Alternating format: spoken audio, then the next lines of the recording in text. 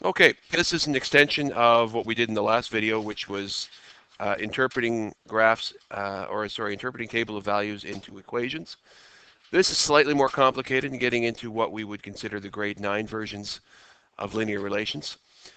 But as with the last two videos, the difference in y divided by the difference of x will equal the coefficient of your equation. So before I do any kind of exploration, I'm going to write my blank template, allowing space for the coefficient of x if there is one, and a constant if there is one, because there doesn't necessarily have to be one in an equation, but we're going to explore to see whether or not it is. So if we look here in y, and I go from 2 to 0 and from 0 to negative 2, that means that each step down, I'm going down 2 or negative 2. And when I look here, I'm going up by 5 each time. And the difference of x is negative 2 divided by the difference of x, which is 5. And negative 2 divided by 5 is negative 0.4. Oops, you know what? I'm going to go to the next page. Hang on. So now that I've had that, I could insert that coefficient right here. Now keep in mind that a negative 0.4 coefficient, I could also think of it as being a negative 2/5, which would mean you could also express it as being negative 2/5 x or negative 2x over 5, because if I multiply this out, I would end up with this. So you could write it either way. You could either write it as negative 2x over 5 or as a negative 0.4 coefficient. Be aware that both are the same thing, and if you did see it like this, you should be able to reverse it to this and then eventually to this if you wanted to. Okay? But we'll keep decimal coefficients because it doesn't say to write it as a fractional coefficient, so we'll keep decimal coefficients. Then we'll take any ordered pair, in this case 5 and 2. You're going to substitute 5 for my x and 2 for my y. Now, for some of you, you might be able to do, is this right, 5 and 2? You might be able to do this without a calculator because 4 times 5 is 2.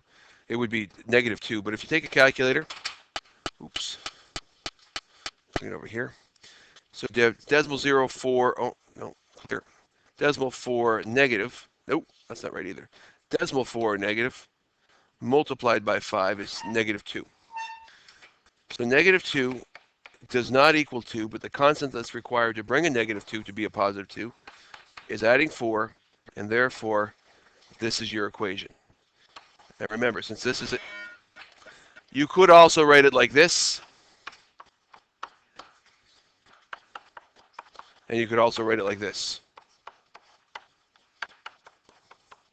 Just be aware that they're all the same thing.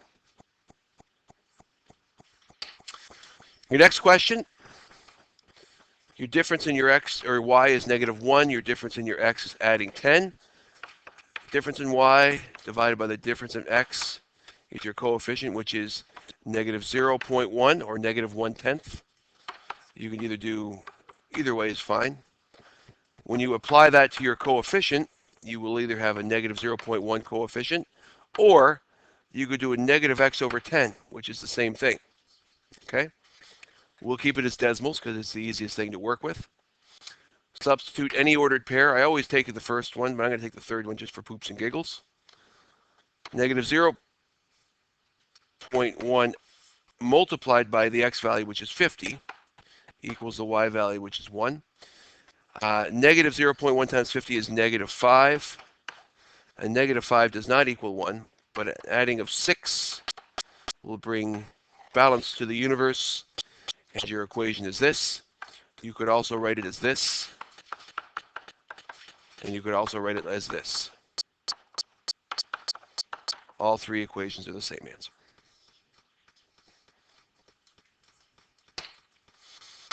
Is this the last question? Two more questions. Okay. So here we have, I'm going to put my x equals y template. Look for my coefficient first. Going up by 5, going down by 2. The difference in y divided by the difference of x is negative 2.5. So your coefficient is negative 2.5. I could also think of negative 2.5 as negative 2.5x, or negative 5 over 2x, or more importantly, negative 5x over 2. These are all the same things if you think about what they actually mean. The one we're going to use, we'll keep it decimal. That's fair. Once I have the decimal coefficient, you can substitute any ordered pair. I'll go back to the old standby of substituting the first. Negative 2, oopsie daisy. Negative 2.5 times 4 is actually negative 10. And negative 10 does not equal 10, but if I add 20, I have now found the balance. And if you take any of these ordered pairs, doesn't matter which one, substitute either 2 and 15 or 0 and 20 in there, and you'll find that it does balance, and both sides will be equal when you substitute. And finally, your last question. First time you've encountered, I think, weird decimals in your equation. But here, we're going up by 3/10 each time. Here, we're going up by 2 each time. 0.3, the difference in y, divided by the difference in x, is 0.15, which means in our equation, 0.15 is our coefficient. Substitute any ordered pair. I'm going to go be crazy and do the second one this time. And I'm going to substitute x to be 4 and y to be 0.5. 0.15 times 4, well, that would be 3, that would be 0.6. 0.6 and 0.5. In order to keep them balanced, I need to remove a tenth. And therefore, that is your equation. Now, 15/100ths of x, you could have also written it as 15/100ths of x, or in lowest terms, 3 over 20 x, or 3x over 20. You could have written your coefficient either way. Minus a tenth equals y. That would have been okay as well. Obviously, decimals are easier, so we'll keep them that way. But just be aware that there is other ways to write it.